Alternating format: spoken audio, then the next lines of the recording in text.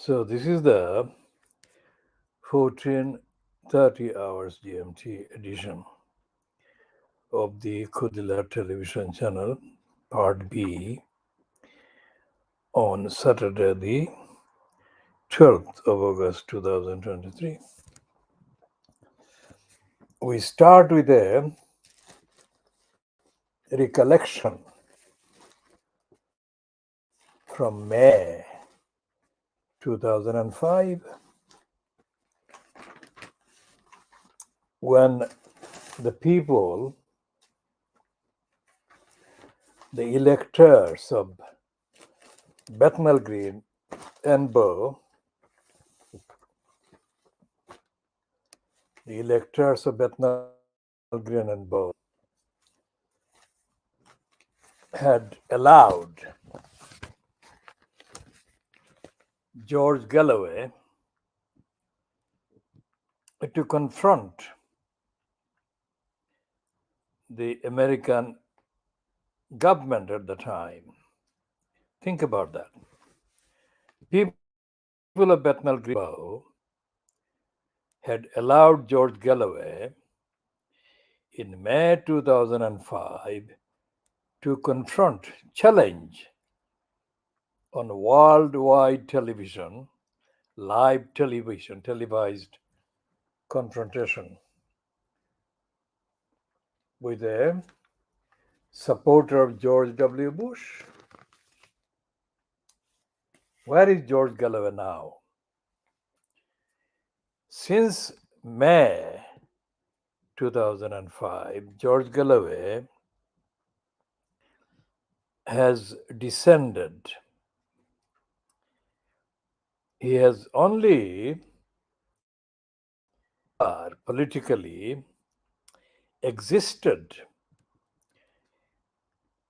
when the people in the constituency concerned have been mobilizing and allowing George Galloway a platform is part of the mobilization. George Galloway did the disservice to the people of Bethnal Green and Bow when he exposed himself as a Scotsman engaged in the Battle of the Scots with Jim Piss fraud trick, also known as Jim Fitzpatrick, in the neighboring parliamentary constituency of Poplar and Limehouse in 2010. The humiliation that George Galloway invited himself to suffer at the hands of Jim Piss fraud trick was entirely caused by him, George Galloway, being totally ungrateful to the people that had given him the platform for the 5 years following the May 2005 election. No organization did more than the Khoodeelaar campaign to provide Galloway with any relevance whatsoever. Absolutely no organization, no campaign. And when he lost to Jim Piss fraud trick at the 2010 election, he was looking for a similar constituency that would be, in his view, open to manipulation. And a by-election came in 2012 in the form of Bradford West, and Galloway could not believe his luck.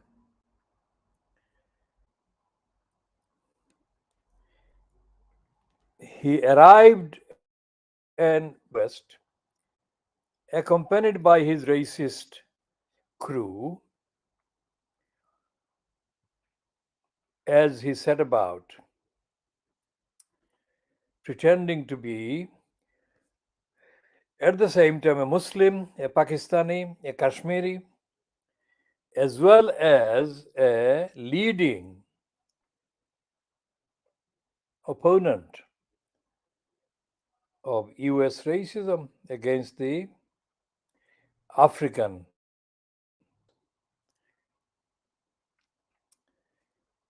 There were at least 5 or 6 separate videos that were invented that showed Galloway more credible than he ever was or ever could be, including the absurd claim suggesting that he was comparable to an American civil rights black leader or leaders. Now, today's Morning Star, the Communist Party of Great Britain, Morning Star Weekend Edition, Saturday and Sunday, has got a piece about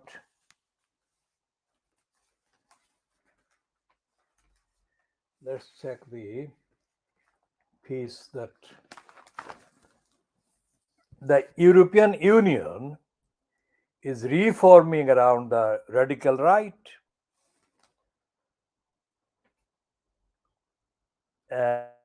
and it has got a picture of Hungary's Viktor Orban, and apparently it is written by a name that would be familiar with those people who observed George Galloway's adventures in Bethangembo and the Respect Party's adventure in Newham and the so-called George Galloway bandwagon in Bradford West. It's a very strange individual name. We cannot find which country this individual originates from,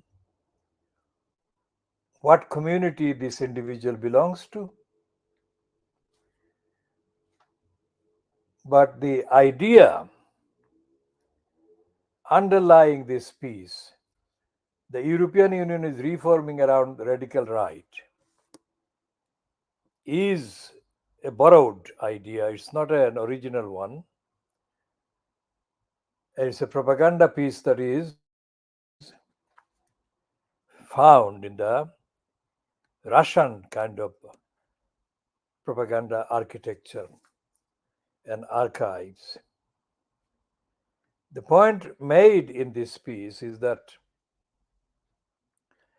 the alleged radical right in Europe is succeeding, is making lots of achievements. The question that arises is why? Why are the supposed opposition to the radical right, the opposition presumably might include George Galloway in 2005. What happened to them? And the answer, in short, is that George Galloway has shown, after he lost the second attempt in Bradford West, after he lost and he became exposed as a brazenly selfish dishonorable anti-Muslim, he went the other way. He went to the likes of the nasty Faraj, and he wanted Faraj to bless him and to let him, Galloway that is, stand on behalf of whatever party the nasty Nigel Farage was controlling at the time. The Peterborough by-election, of course, George Galloway literally was kicked in the shit, in the mouth, in the shin by Nigel Farage. Even nasty Nigel Farage had the sense to see through the total artificiality of George Galloway politically. So he, nasty Nigel Farage, told George Ghastly Galloway to get off. If anyone were to imagine a physical meeting between George Galloway and Nigel Farage, with George Galloway Farage, for Farage to give George Galloway the party nomination to contest the Peterborough by-election. The physical components might be very similar to what George Galloway looks like when he is kneeling or bowing before Rula Lenska on the Channel 4 Big Brother Celebrity House, pretending to be a cat, to drink milk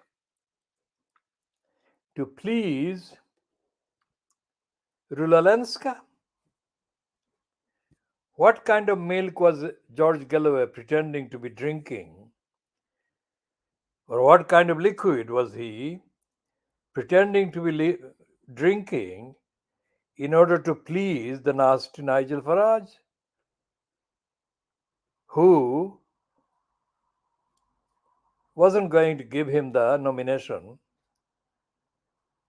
for Peterborough? But it is cool to imagine a scenario. That was 2012 in Bradford West the first time.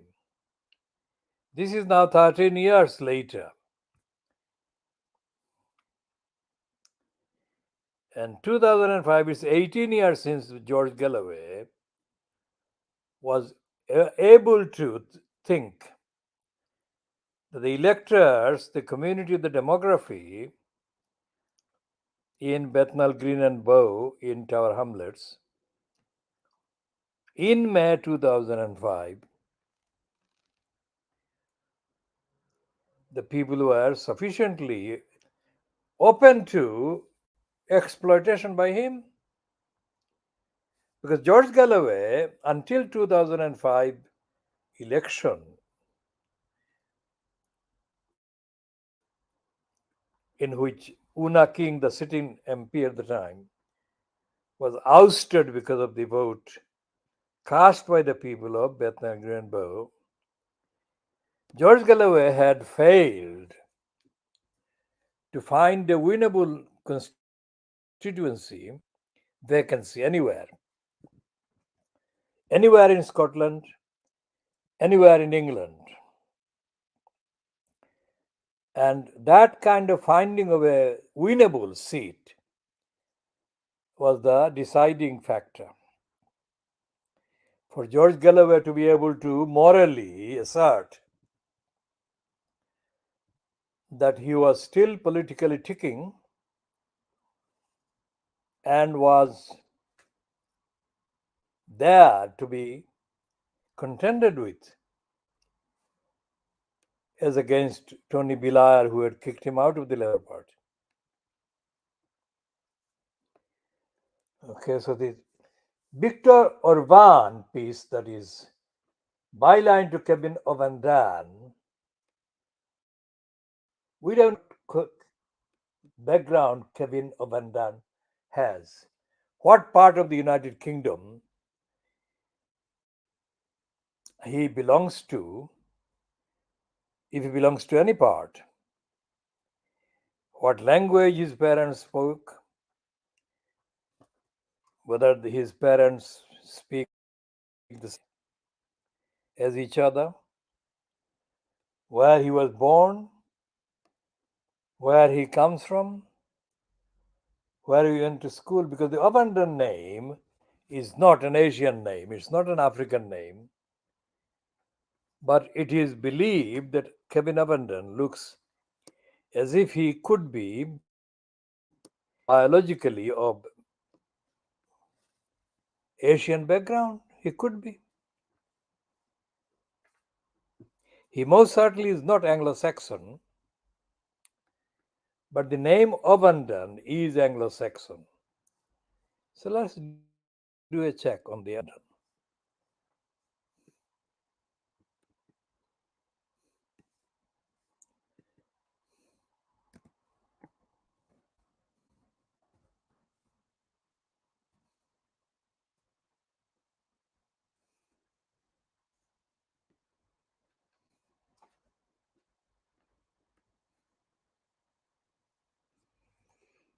Because it is shown as being in Halifax in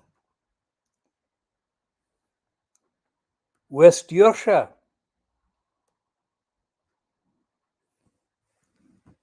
Halifax in West Yorkshire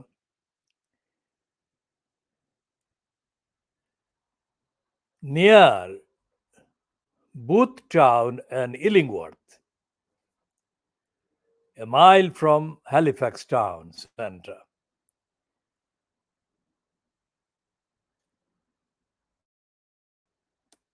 And it is a ward in Calderdale.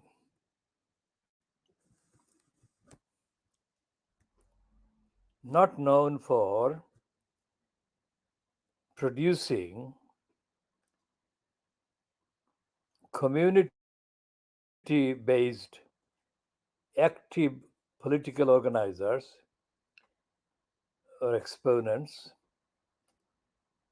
that can be described as similar to Kevin Abandon. So that is the village in Halifax, West Yorkshire.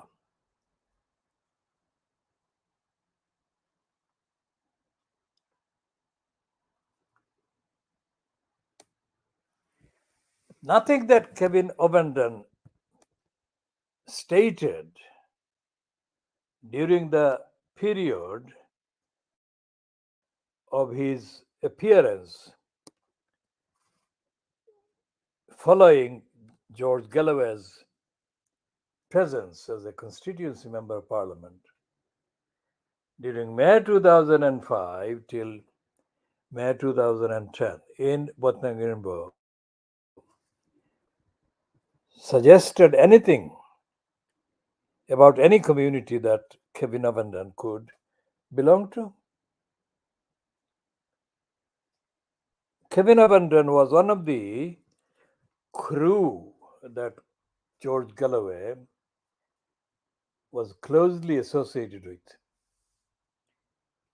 And those he was associated with are all men. We exclude Carol Swords for reasons we shall explain another time.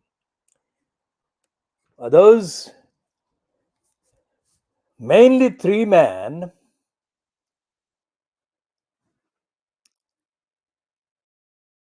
were around George Galloway, and they were not communicating with the local people in the constituency.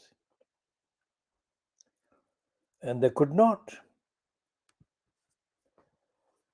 So that shows that they were artificially implanted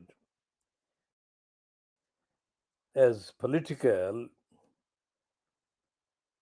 elements to serve the purpose of George Galloway.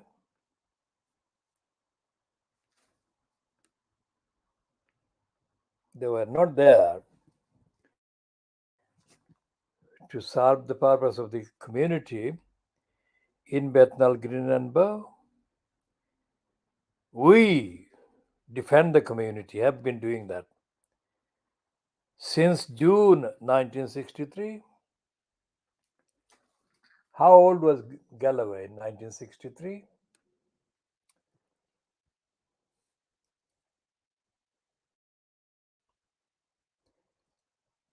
He was aged less than 10.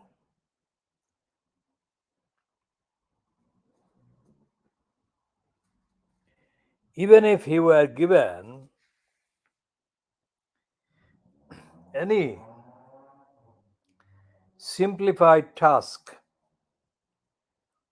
at 1963 when he was aged under 10, George Galloway could not complete the task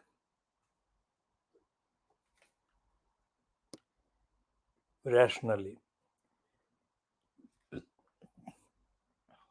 Because what he has done in the last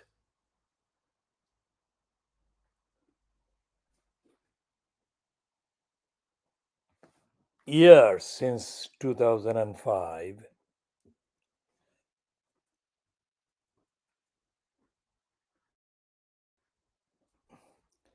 is to show that how unreliable,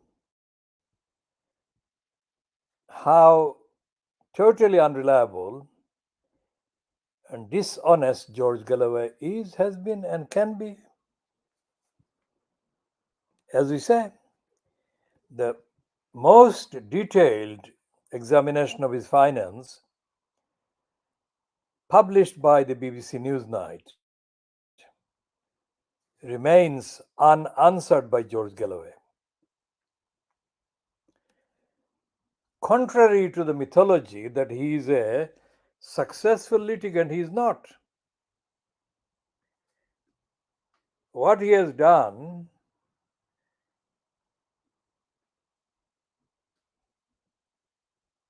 is pose as a successful litigant. In fact, George Galloway, litigation wise, is a phantom, has been a phantom always. So, George Galloway's advisor, one of the advisors, one of the three, Kevin Ovenden, allegedly writes against Viktor Orban and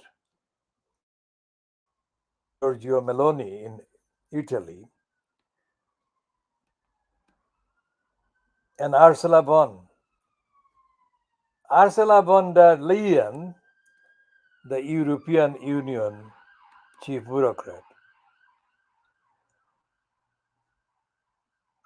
But there is nothing in Kevin Ovenden's piece that could show that somebody who would be opposing Viktor Orban, according to his records, like George Galloway, could be relied on,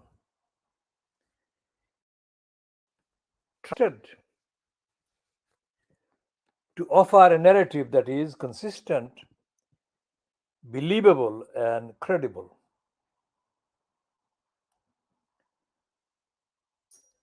Since the disappearance of George Galloway as a political contender in May,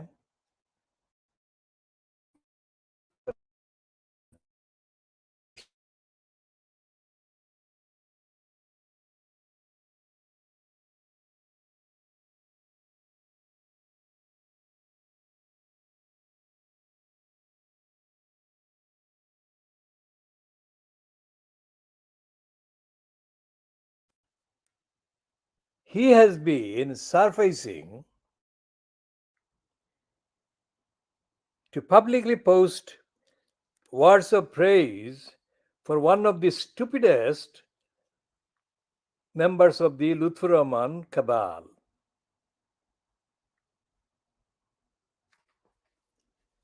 And so on. So these people who pretend socialist or alternative to the European right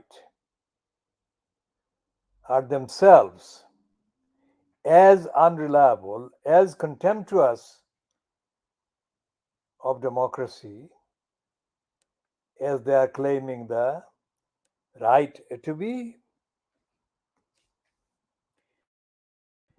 George Galloway has matrimonially moved as well. I mean, it was not lost on people observing him closely that his marriages to Muslim women from the Middle Eastern background, let's say, coincided with his particular engagement with the Middle Eastern based propaganda role. As soon as he politically lost in England, he invented himself as a appreciator of things to do with the Dutch imperialists, etc., etc. There is nobody in the Labour Party that the Conservative Party intellectually rate as anything worth rating. There is nobody. And there never was a genuine political threat to the ideas of conservatism, racism, that George Galloway actually represented ever. While he was a member of parliament for the period 2005 to 2010, Galloway tabled a number of EDMs, early day motions. All of those motions show contempt towards the local community. The stupid indifference to the local community in Tower Hamlets.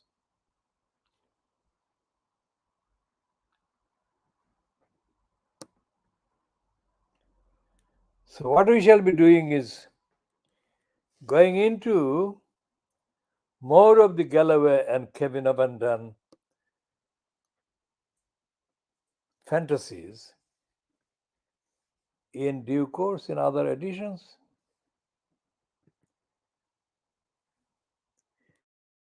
Now, we have been on this program of 28 minutes, and we shall take a look at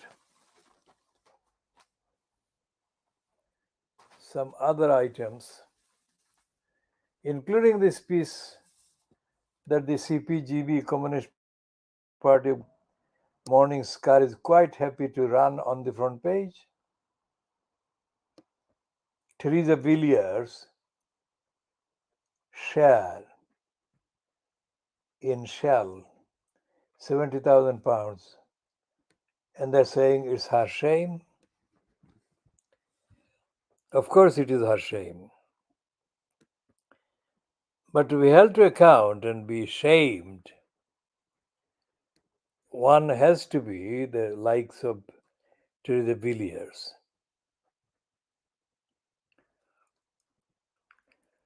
One has to be known for having some standards in the past.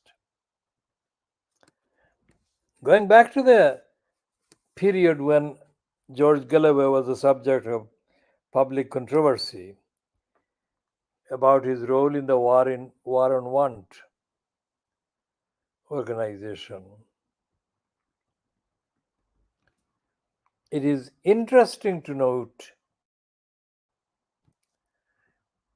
that he doesn't talk about the war on want. We shall be talking about war on want and also about George Galloway's reported career as an adulterer, proficient, prolific sexual deviant, as reported by people in Scotland and beyond. Okay, so this one,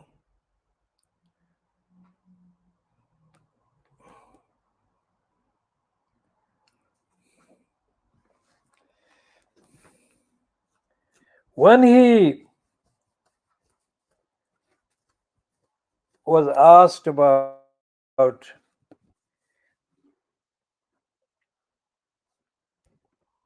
the then IFE for the program that was broadcast eventually on the 1st of March 2010, fronted by Andrew Gilligan. When Galloway was asked about the IFE, Galloway gave an exaggerated response about the capacity on the part of the IFE to do harm to anyone that crossed the line. Now, that kind of image building as a thug's outfit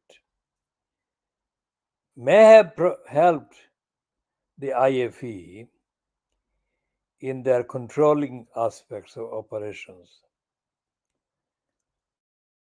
but it could be helping the community, and it could not have helped the community.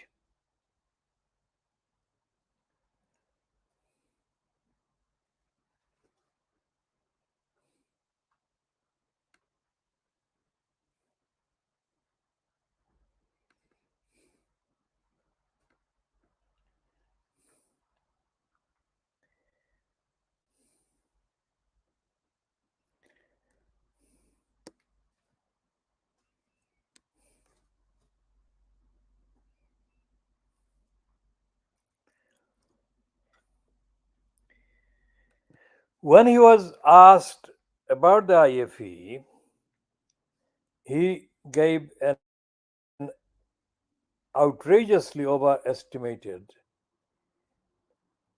statement about the IFE. But the IFE has not been publicly known to have engaged in defending the community against racists in any shape or form. The IFE has been only known due to the reporting of Andrew Gilligan as being in partnership with the London Metropolitan Police Commissioner Ian Blair at the time. Now, Ian Blair, of course, is a discredited former commissioner of the Metropolitan Police. And if the Metropolitan Police Commissioner is discredited, then it doesn't show the IFE, their partner, in any credible light at all.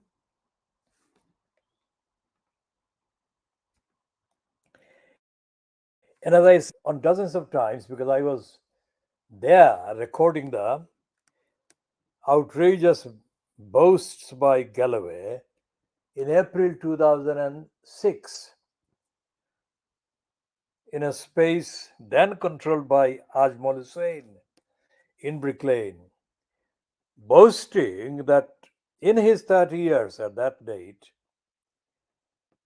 in politics, George Galloway said he had never come across a council as corrupt as Tower Hamlets.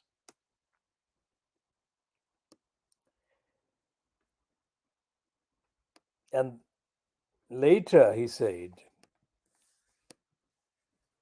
that if elected, they respect candidates for council would, of course, oppose the corruption, drastically oppose the corruption of Triumvirate Council. Now, this was repeated by others, including by Abjol Mia, who was a respected candidate who got elected. When they got elected, the so called respect councillors, whose number was far less than they had claimed would be the number,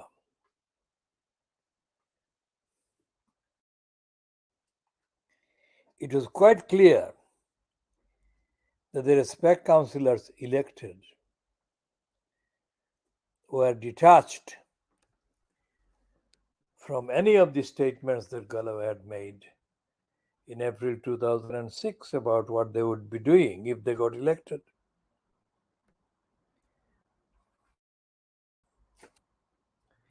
And so on. So Galloway did not fail just in Bradford West, just about the lack of consistency, just about abandoning all pretense to being an anti racist when he politically touched nasty Nigel Farage's feet and begged him for his endorsement for Peterborough.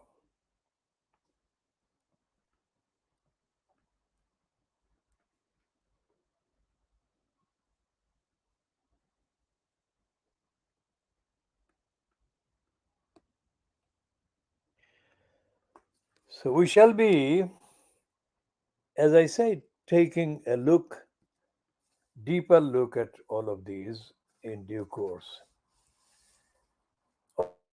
Over in Pakistan, let's say, what we can do update on.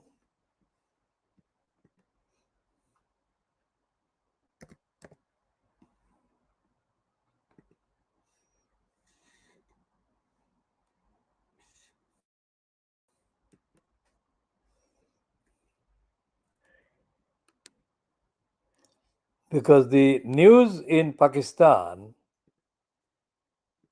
that has been doing the rounds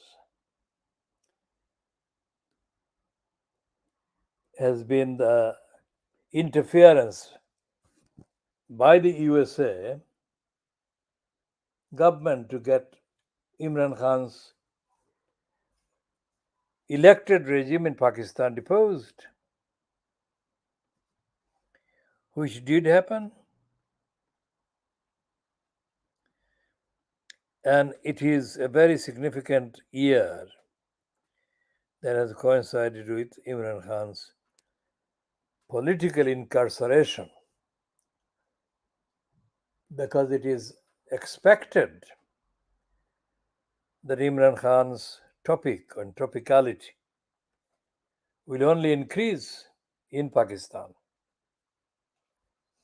To what extent is George Galloway prepared to sacrifice anything to make Imran Khan come across as if he has got international backing from some substantial elements like George Galloway? I didn't get that. Could you try again? There is no chance of that coming. Sorry, I'm still not sure about that.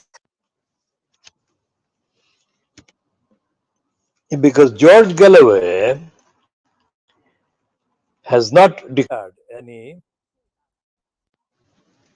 campaign in support of Imran Khan at all.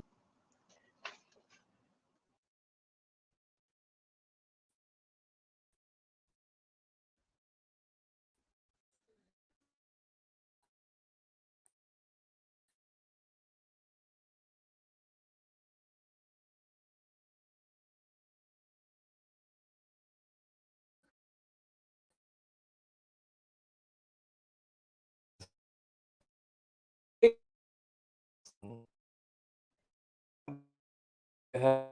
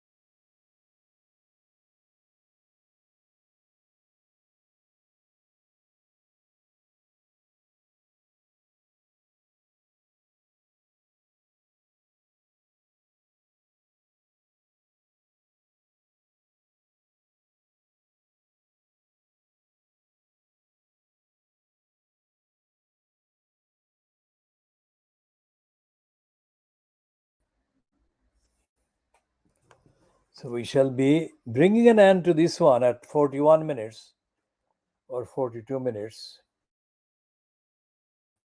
Duration.